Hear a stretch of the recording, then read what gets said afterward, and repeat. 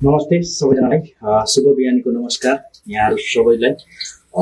म यतिखेर खाना बनाउँदैछु है। अब हामीले हाल्नुपर्ने कुराहरू यो चाहिँ हामीले गाँठले हाल्छौँ है। प्लस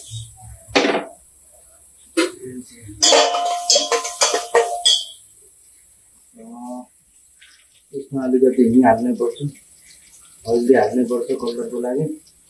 प्लस यतिमा बन्द गरेर प्लस हामीले अनियन हाल्नै पर्छ है त।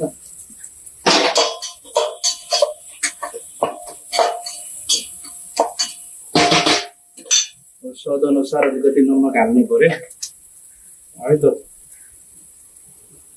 स्वाद अनुसार।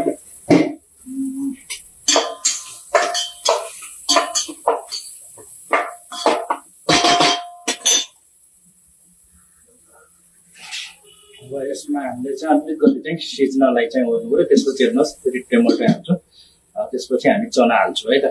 स्पेसल्ली हाम्रो चाहिँ के भन्छ भने आज छोले पुरी है, काबुली चना जसलाई भन्छौँ।